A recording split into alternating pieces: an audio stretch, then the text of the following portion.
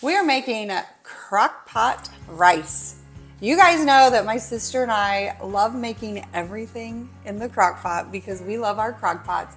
And rice is actually really easy and simple to make in the crock pot, and it tastes like it just came out of a rice cooker. So if you don't have a rice cooker yet, but you have a crock pot, I am gonna show you how to get that amazing, perfect rice every single time. You are gonna love it. I'm so excited.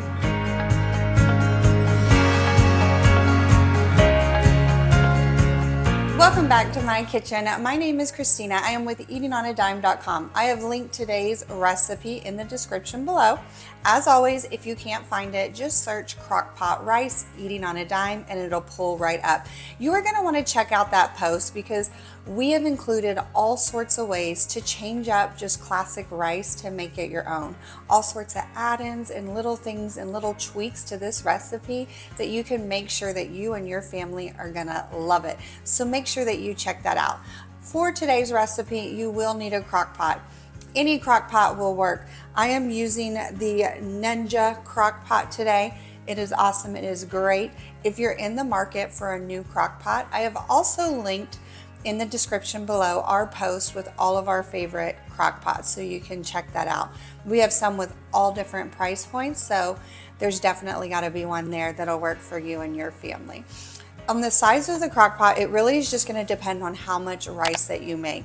For today, I am making 4 cups of rice, so I'm going to need a larger crock pot. If you're doing a smaller batch, you can use a smaller crock pot and that's fine. You just want to make sure that all the water and the rice will fit into the crock pot that you're choosing to use. Now let's talk all things rice. For this recipe, I'm just using regular long grain white rice. Comes in the big bag on the rice section. It's the most affordable and it's awesome. So the first question is to rinse or not to rinse. It's a big debate among rice lovers. I mean, I don't think it's that big of a debate, but I'll tell you the pros and cons and you decide what you want to do because you can do either. You can rinse or not rinse. It's really just going to depend on your preference. So for me, I like to rinse the rice. There is like an extra starch coating on the rice, and if you don't rinse it, it stays on there, and that's what will make the rice gummy when it's cooked, and it kind of all forms together. And I just don't like it. If you rinse it, it helps keep it like separate grains of rice, and it just helps it cook better, and it's not as gummy. So I like to rinse. Now my strainer, the rice just goes right through, so I just rinse in a mixing bowl. I'm cooking 4 cups of rice today. Now this is like, I like to cook a ton of rice and then eat on it all week, or you can freeze it for easy recipes later. We have a post on Eating on a Dime on how to freeze rice, and it's a game changer, so make sure you check that out. I'm going to put 4 cups of rice into this mixing bowl to get it rinsed. I just freeze the rice after it's cooked in the serving sizes that me and my family eat, and then when I need rice, I can just heat it up and defrost it in the microwave, and it's ready in literally minutes, and it's awesome. All right, so once you've added your rice to your mixing bowl, you want to cover it completely with cold water. I'm going to do that real quick with my sink right here. So the rice is completely coated. What you do is push up those sleeves, wash your hands, and get to mixing. You can use utensils, but I promise you, your hands are the best utensils. You want all the water to go through the rice and around the rice. Your water, you will see, immediately gets cloudy. That is the starch being released from the rice. So that's why it's cloudy. That's completely normal. And that's all the stuff I want to get off that rice anyway. So just mix it around a little bit. Make sure it gets in all that pile of rice. And then I just drain it in my sink, just like I would drain grease from like beef. I kind of like have a lid. This has a nice spot. So I just kind of use my hands and will drain the water off. So when you're draining, I just hold my hand here and let the water run through. You'll see the rice kind of weighs down and is heavy there. And then you just catch any rice. Oopsie. Some will come out. That's just part of it. That's fine. So once you've fully drained that water off your rice, you want to add another round of water to see how it looks. So the goal is for it not to be as cloudy. So I'm just going to add more water to this rice. And it's already looking more clear than the last batch, so that's a great sign. So once you've added the water on, go ahead and mix again with your hands. This is looking a lot less cloudy, so that's awesome. It means we're getting all that starch out there. Generally, I rinse it just twice, and that's sufficient to give it that nice texture.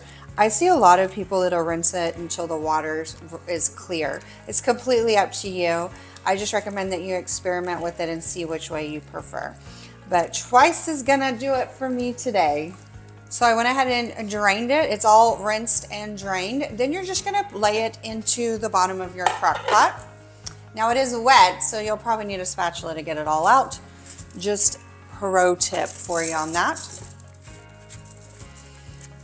Dump it right into the crock pot. Now for today, I'm just showing you guys how to make classic white rice to use in all your favorite recipes. So I'm going to top it with a little bit of salt just to really enhance the flavor of the rice. I recommend you do that when cooking any type of rice. It really adds a ton of flavor.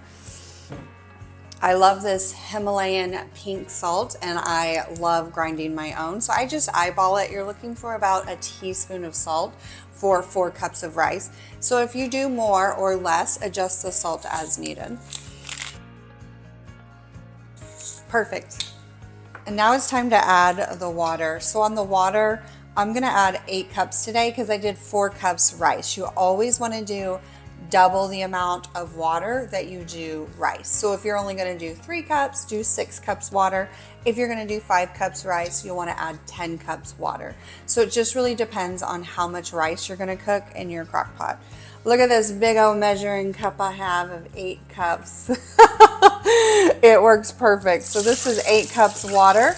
We're just gonna pour it right on top of the rice. On how much rice you make, let's talk about that for a minute. It really just depends on how much rice your family eats. Generally, the rice will double in size once it's cooked. So 1 cup raw rice will make 2 cups cooked. So for this recipe, it'll make about 8 cups cooked. My family generally eats about a cup of rice per serving. I know some people's are less, so just gauge it based on that. For this recipe, it'll make about 2 meals for my family when serving rice, and it works great. So if you want to make more, you can make more or less depending on how much your family eats. Here's an overview of what it looks in the crock pot. I just pour the water on top. Don't worry about stirring it in because all the rice is going to sink to the bottom anyway. Just put the lid on the crock pot, and you will want to cook this on high. It's going to take about 1.5 to 2.5 hours on high based on your crock pot. So start checking it after the 1.5 hour mark to see if it's cooked through and that most of the water is absorbed. That's how you can know rice is ready, because there's no more water in the pot, and it's awesome. We do get lots of questions on this. Can I cook it on low? I do not recommend that. It's gonna get a gummy. The texture's not gonna be as great. To get a great texture on this rice, you need a higher heat. So I only recommend cooking this one on high. All right, let's get this started. And I will be back to show you how great and wonderful this rice is. So it's been cooking, that was kind of warm. It's been cooking on high for about 2 hours. Most crock pots have a clear lid, so it kind of helps. You can see if there's sitting water in there or not.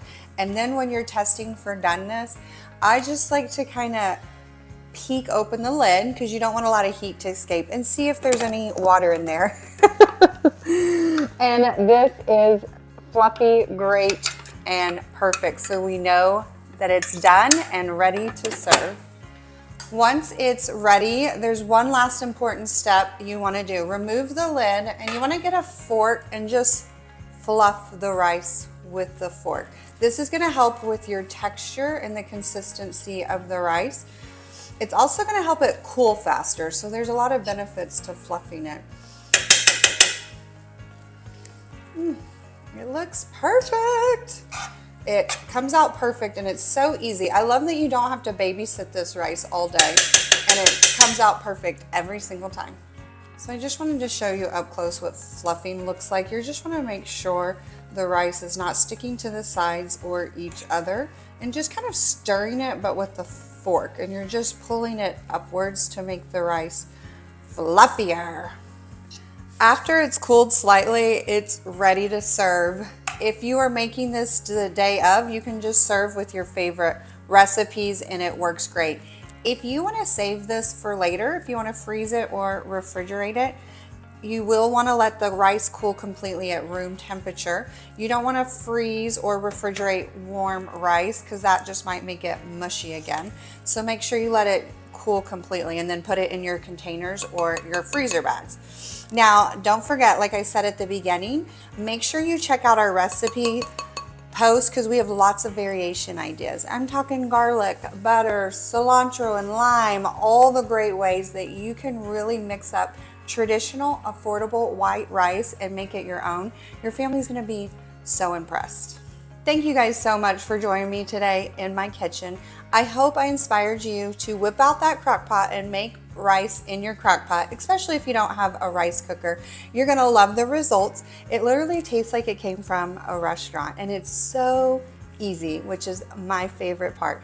Do not forget to like and subscribe so you don't miss any more of our easy family recipes and easy tips to make getting dinner done even easier for you and your family.